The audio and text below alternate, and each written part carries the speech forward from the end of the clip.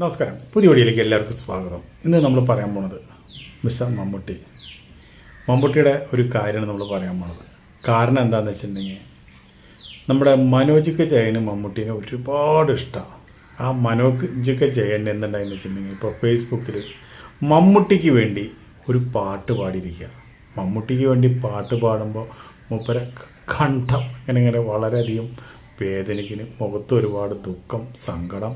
എന്നിട്ട് ആ പാട്ട് പാടി കഴിഞ്ഞിട്ട് മൂപ്പര് പാട്ട് പാടിയതല്ല, എന്നിട്ട് അത് കഴിഞ്ഞിട്ട് 2 വാചകം എഴുതിയിട്ടുണ്ട്. എന്താണ്? മമ്മൂട്ടിക്ക, നിങ്ങൾ പണ്ടത്തെ പോലെ സെറ്റിലേക്ക് ആ ചെറിയും കൊണ്ട് നിങ്ങൾ ആ നടത്തം കണ്ടു വരാനായിട്ട് ഞാൻ ഒരുപാട് ആഗ്രഹിക്കുന്നു. ഞങ്ങൾ ഒരുപാട് ആഗ്രഹിക്കുന്നു. സെറ്റിലുള്ള ഒരുപാട് ആൾക്കാർ ആഗ്രഹിക്കുന്നു. എത്രയും പെട്ടെന്ന് നിങ്ങൾ പഴയതിനേക്കാൾ സുന്ദരനായിട്ട് വീണ്ടും സെറ്റിലേക്ക് ആ നടത്തം, ആ ചെറിയൊക്കെ ഞങ്ങൾ കാണാൻ വേണ്ടി കാത്തിരിക്കുന്നു. എത്രയും പെട്ടെന്ന് മമ്മൂക്ക ഓടി വാ എന്ന് പറഞ്ഞിട്ടാണ് എഴുതി പോകുന്നത്. പാട്ട് പാടിയപ്പോൾ നമുക്ക് സഹിച്ചു, പക്ഷേ ഈ എഴുത്ത് കണ്ടപ്പോൾ ഒരുപാട് വിഷമം തോന്നി. കാരണം എന്താണെന്ന് വെച്ചിട്ടുണ്ടെങ്കിൽ മമ്മൂട്ടിനെ ഇപ്പോൾ നമ്മൾ ഒരിക്കലും കാണാനില്ല. അപ്പോൾ ഇതിനു മുമ്പ് മോഹൻലാൽ ശബരിമലയിൽ പോയിട്ട് മമ്മൂട്ടിയുടെ പേരിൽ വഴിപാട് നടത്തി. ആ ചീട്ട് പബ്ലിക്കായി. അവിടെ നിന്നത് ആരോ ചോർത്തി പബ്ലിക്കാക്കി. അത് മോഹൻലാലിന് ഒരുപാട് വിഷമമുണ്ടാക്കിയ കാര്യമാണ്. അന്ന് മമ്മൂട്ടിയുടെ രോഗവിവരം ഒരാളോടും പറയാണ്ട് എല്ലാ ഊഹാപോഹങ്ങളും മാത്രമായിട്ടിരിക്കുന്ന സമയത്താണ് അവിടെ പോയിട്ട് വഴിപാട് നടത്തിയിട്ട് ഈ കാര്യങ്ങളെല്ലാം ജനങ്ങൾ അറിഞ്ഞത്. അപ്പോൾ നമ്മുടെ എമ്പുരാൻ്റെ ഇതിന് വേണ്ടിയിട്ട് ഇതിന് വേണ്ടിയിട്ട് ഇപ്പോൾ ഇവിടെ ചെന്നൈയിൽ വന്നപ്പോൾ ചെന്നൈയിൽ പത്രക്കാർ ചോദിച്ചു, എന്താണ് നിങ്ങൾ മമ്മൂട്ടിക്ക് വേണ്ടിയിട്ട് അർച്ചന നടത്താൻ കാരണം, മമ്മൂട്ടിക്ക് എന്താണ് അസുഖം എന്ന് ചോദിച്ചു. അപ്പോൾ പറഞ്ഞെന്താ വെച്ചിട്ടുണ്ടെങ്കിൽ അദ്ദേഹത്തിന് ചെറിയൊരു അസുഖം, അതുകൊണ്ട് ഞാൻ അർച്ചന നടത്തിയതാണെന്ന് പറഞ്ഞു. പക്ഷെ അത് മോഹൻലാൽ പറയുമ്പോൾ മോഹൻലാലിൻ്റെ മുഖത്തുള്ളൊരു വിഷമം, സങ്കടം, ദുഃഖം അത് നമ്മൾ കണ്ടതാണ്. അപ്പോൾ മോഹൻലാലിന് അങ്ങനെ അത്രയധികം വിഷമം, മനോജ് കെ ജയന് അതിനേക്കാളും വലിയ വിഷമം. അപ്പോൾ അങ്ങനെ ഇരിക്കുന്ന സമയത്ത് തന്നെ നമ്മുടെ ജോയ് തോമസ് ഡയറക്ടർ പറഞ്ഞാൽ എന്താ വെച്ചിട്ടുണ്ടെങ്കിൽ മമ്മൂട്ടിക്ക് കുടലിൽ ക്യാൻസറാണ്. അപ്പോൾ അതിന് വേണ്ടിയിട്ടുള്ള ചികിത്സയ്ക്ക് വേണ്ടിയിട്ടാണ് ആൾ മഹേഷ് നാരായണൻ്റെ പടത്തിൽ നിന്ന് ലീവ് എടുത്തുകൊണ്ട് മൂപ്പര് ചികിത്സ നടത്തുന്നത്. ഇപ്പോൾ 2-3 മാസമായി ആ പടമാണെന്ന് വെച്ചിട്ടുണ്ടെങ്കിൽ അതും ബ്ലോക്കായി കിടക്കണം. ആ പടത്തിൻ്റെ ഷൂട്ടിങ്ങൊക്കെ ബാക്കി മമ്മൂട്ടി ഇല്ലാത്ത സീൻസുകളൊക്കെ ഷൂട്ടിങ് നടക്കുന്നുണ്ട്, എന്നിരുന്നാലും അതും ബ്ലോക്കായി കിടക്കണം. അപ്പോൾ അങ്ങനെ ഇരിക്കുന്ന സമയത്ത് ആ ജോയ് തോമസിൻ്റെ ഒരു സ്റ്റേറ്റ്മെൻറ്റ് നമ്മൾ കണ്ടു. അതിൻ്റെ ഇടയിൽ ഈ ഒരു 2 പത്രത്തിൽ മമ്മൂട്ടിക്ക് സുഖമില്ല എന്ന് പറഞ്ഞുകൊണ്ട്, അസുഖം എന്താണ് എന്ന് പറയുന്നില്ല, സുഖമില്ല എന്ന് മാത്രം പറഞ്ഞുകൊണ്ട് ഒരു പത്രത്തിൽ വന്നു. ഒരു പത്രത്തിൽ കേരള കൗമുദിയിൽ വന്നു വെച്ചിട്ടുണ്ടെങ്കിൽ കുടലിൽ എന്തോ ഒരു ചെറിയൊരു പ്രശ്നം, ഒരു ക്യാൻസറുടെ ഒരു തുടക്കം എന്നുള്ള നിലയിൽ അതിലും വന്നു.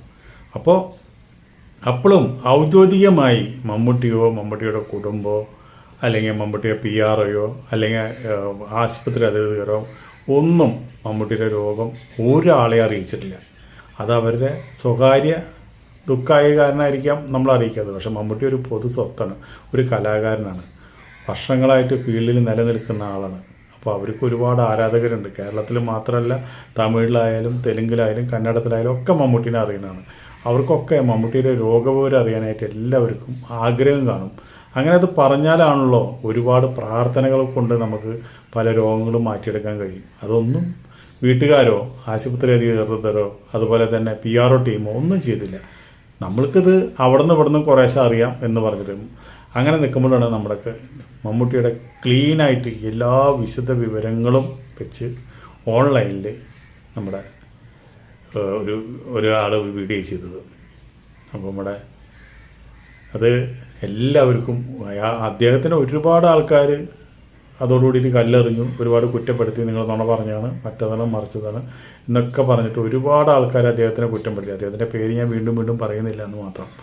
അപ്പോൾ അങ്ങനെ നിന്നു. അത് കഴിഞ്ഞിട്ടാണ് ജോൺ ബ്രിട്ടാസ് എന്താണെന്ന് വെച്ചിട്ടുണ്ടെങ്കിൽ മമ്മൂട്ടിക്ക് അസുഖമാണെന്ന് അദ്ദേഹം തുറന്ന് സമ്മതിക്കുകയും ചെയ്തത്. മമ്മൂട്ടിനെ ആൾ സ്ഥിരമായിട്ട് വിളിക്കാറുണ്ട്, ഇപ്പോഴും വിളിക്കാറുണ്ട്. പക്ഷേ മമ്മൂട്ടി നമ്മുടെ കേരളത്തിൽ നടക്കില്ല, ഇന്ത്യയിൽ നടക്കുന്ന എല്ലാ കാര്യങ്ങളും വാച്ച് ചെയ്തുകൊണ്ടാണ് അദ്ദേഹം വീട്ടിലിരിക്കുന്നത്. ഇവിടെ ഇങ്ങോട്ട് പറഞ്ഞു ബ്രിട്ടാസ് പറഞ്ഞാൽ വെച്ചാൽ ബ്രിട്ടാസിന് അറിയാത്ത കാര്യങ്ങൾ പോലും മമ്മൂട്ടി ബ്രിട്ടാസിന് പറഞ്ഞു കൊടുക്കാമെന്ന് പറഞ്ഞു. അപ്പോൾ അത്ര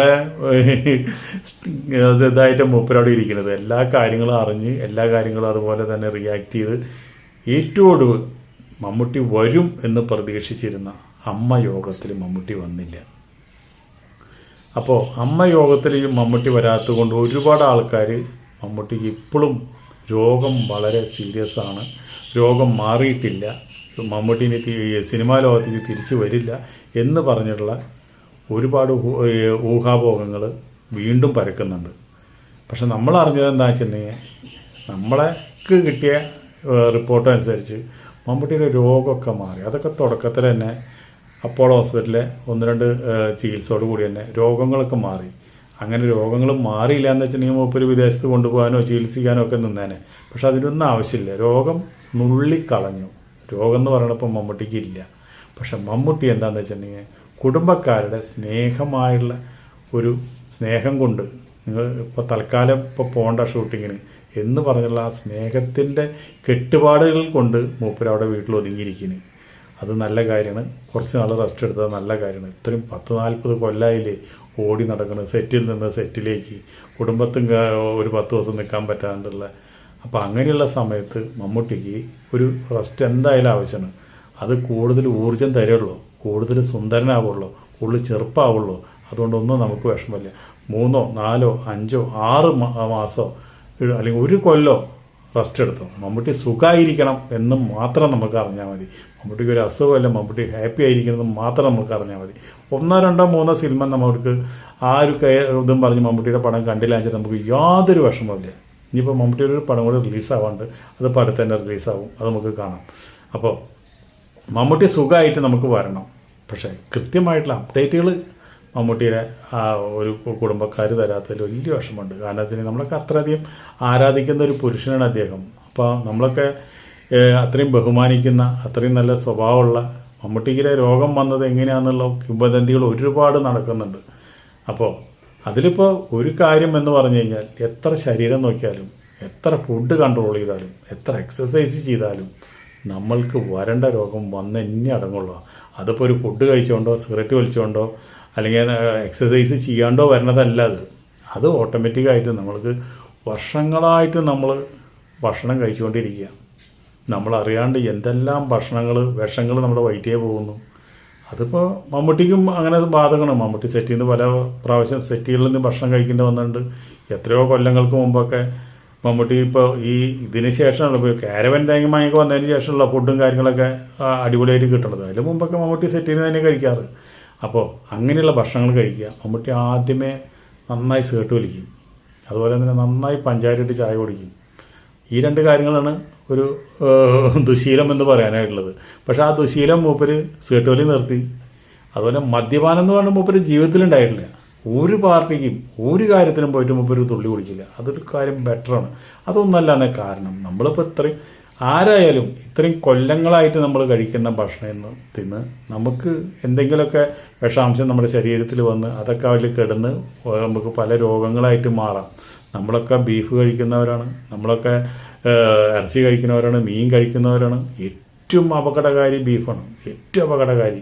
നമ്മളിപ്പോൾ ഒരു ഹോട്ടലിൽ കയറി ബീഫ് കഴിച്ചു കഴിഞ്ഞാൽ ചിലപ്പോൾ അതിൻ്റെ ഉള്ളിൽ വെവാത്ത എന്തെങ്കിലുമൊക്കെ ഒരു കഷ്ണം ഉണ്ടായിരിക്കാം, ചിലപ്പോൾ ഒന്ന് ചവയ്ക്കുണ്ടായിരിക്കാം. നമ്മളത് കാശ് കൊടുത്താലേ എന്ന് വിചാരിച്ചിട്ട് നമ്മളത് കടിച്ച് മുറിച്ച് നമ്മളങ്ങോട്ട് തിന്നും. പക്ഷേ അത് നമ്മുടെ ആമാശയത്തിലേക്ക് എത്തില്ല. അതെന്ത് പോണ വഴിയിൽ തന്നെ ഏതെങ്കിലും അതിൻ്റെ അംശങ്ങളും കാര്യങ്ങളൊക്കെ നമ്മുടെ കുടലിൽ പറ്റിപ്പിടിച്ചിരിക്കും. ആ പറ്റിപ്പിടിച്ചിരുന്ന സാധനം അവിടെ കിടന്ന് ആ കുടലിൽ കിടന്ന് അത് വ്രണമായിട്ട് മാറി അതങ്ങോട്ട് ഡെവലപ്പ് ചെയ്തിട്ട് അങ്ങനെ അതവിടെ നമ്മൾ ആമാശയത്തിലേക്ക് എന്നാലേ ദഹിച്ച് പോകുള്ളൂ. അത് അവിടെ കിടന്ന് അത് ഫംഗസായി മാറി അത് ക്യാൻസറായിട്ട് മാറും. അപ്പോൾ അങ്ങനെ വലിയൊരു അപകടം ബീഫിനുണ്ട്. ഒരു കാരണവശാലും നിങ്ങൾ ബീഫ് കഴിക്കരുത് എന്നാണ് നമ്മുടെ റിക്വസ്റ്റ്. ഇതിപ്പോൾ മമ്മൂട്ടി ബീഫ് കഴിച്ചിട്ട് വന്നതല്ല നമ്മൾ പറയണത്. അപ്പോൾ ഓരോ ഭക്ഷണങ്ങളും നമ്മൾ അറിയാണ്ട് നമ്മുടെ വയറ്റിൽ ചെല്ലുന്നുണ്ട്. അതൊക്കെ നമ്മുടെ ശരീരത്തിനെ എഫക്റ്റ് ചെയ്യുന്നുണ്ട്. ഓരോ രോഗങ്ങളും നമ്മളറിയാണ്ട് നമുക്ക് എത്ര ചെക്ക് ചെയ്താലും എത്ര കാര്യങ്ങൾ ചെയ്താലും. ഇപ്പോൾ നോക്കി യോഗാചാര്യൻ അറ്റാക്ക് വന്നു മരിച്ചു എന്ന് പറയുമ്പോൾ പിന്നെ എന്താണ് പിന്നെ എന്തായാലും അദ്ദേഹം എന്ന് യോഗാചാര്യനാണ്. അതുപോലെ തന്നെ ഒരു ദിവസം 10-100 തെങ്ങുമ്പോൾ കയറുന്ന ആൾക്കാരാണ്. അവർക്ക് അറ്റാക്ക് വന്ന് മരിക്കുന്നത്. ഇതിങ്ങനെ മെലിഞ്ഞിരിക്കുന്ന ആൾക്കാർ അറ്റാക്ക് വന്നിരിക്കുന്നത്.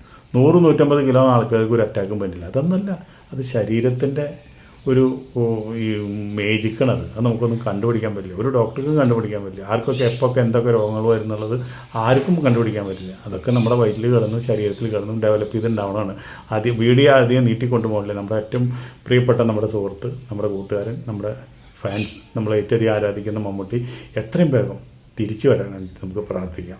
അദ്ദേഹത്തിൻ്റെ കുടുംബത്തിനും അദ്ദേഹത്തിനും ഒരാപത്തും വരാണ്ട് ഒരു 100-150 വയസ്സ് വരെ മമ്മൂട്ടി ജീവിച്ചിരിക്കട്ടെ നമുക്ക് ആഗ്രഹിച്ച് നമ്മൾ അതിനുവേണ്ടി പ്രാർത്ഥിച്ച് നമുക്ക് ഈ വീഡിയോ ഇവിടെ നിർത്താം. അടുത്ത വീഡിയോ നമുക്ക് വീണ്ടും കാണാം. അതുവരെ നിങ്ങൾക്ക് എല്ലാവർക്കും നന്ദി, നമസ്കാരം.